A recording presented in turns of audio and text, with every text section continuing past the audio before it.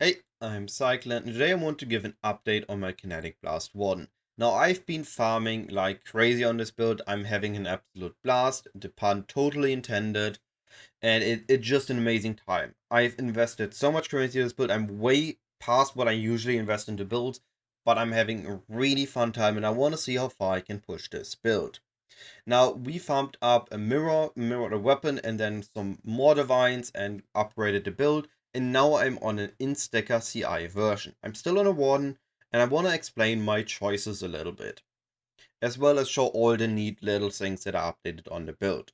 So, first of all, we're going to be starting with the mirror one. Now, I decided between Phys Conversion and Int Stack. And the reason I finally went with Int Stack, or in the end went with Int Stack, is that Int Stacking just allows for more potential.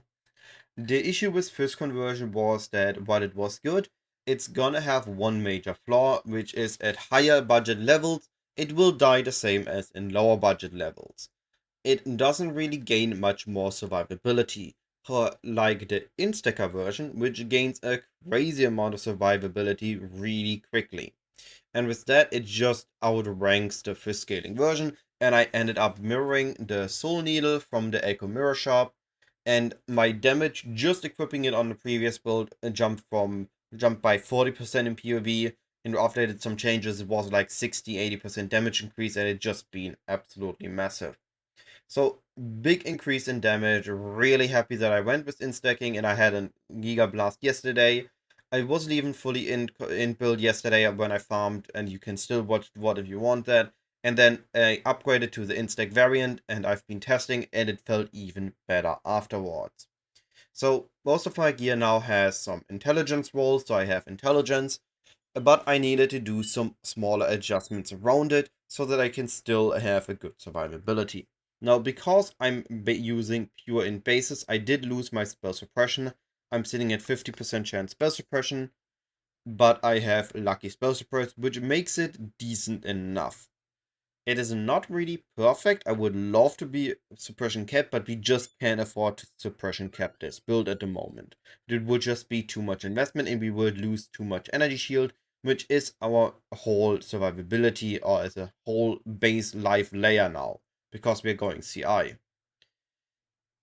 Now, talking about CI, I guess this is a good transition. The reason we are CI is that it mitigates some annoyances with T17 maps and allows us to open more suffixes because we no longer need Chaos Rest. We can now instead use the suffixes to gain intelligence. So now we have a bunch of int and we have a bunch of resistances, but we no longer need Chaos Rest, and we have a huge energy shield pool. So we have a higher max hit taken. However, it comes with a downside, and that is a vulnerability to reduce defenses. Now, the map mod reduce defenses, I plan to just stack so much energy shield on this build eventually that I don't even notice it when I roll it, and it's just gonna be the same. It's gonna be a very tanky build. But there's a second one, and that was reduce the defense per frenzy charge, which sometimes can roll as a downside on Ether altars with a player reward. So things like dupe currency, dupe uniques, added quantity or added rarity, they could have the downside to reduce our defense per frenzy charge.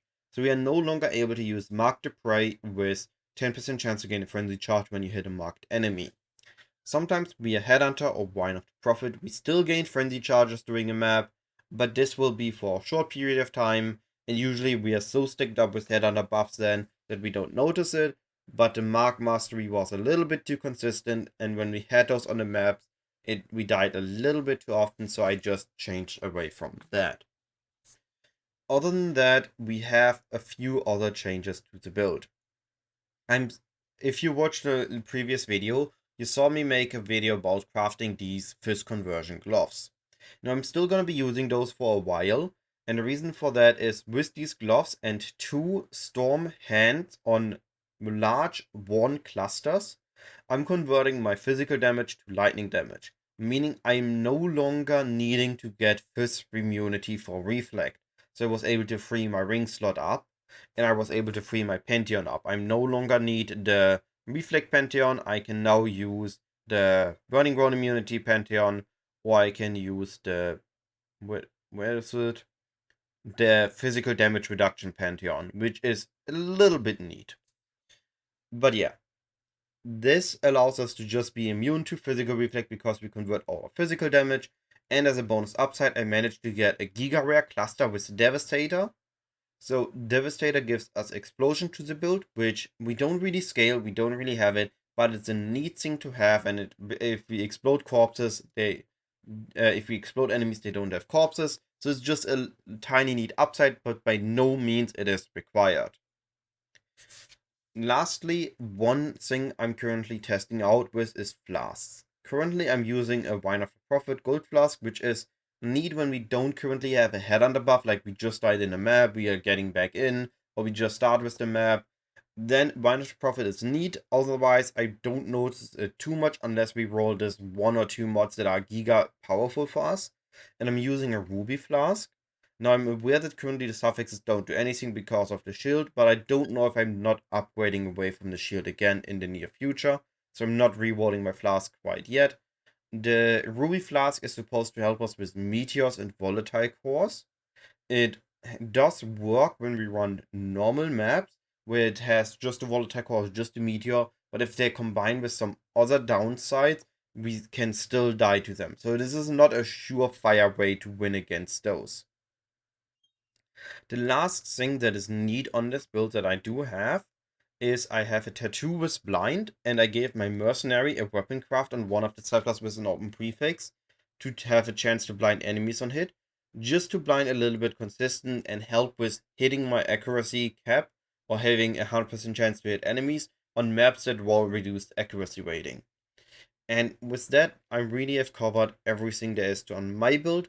However, there's one last thing I need to mention about my mercenary.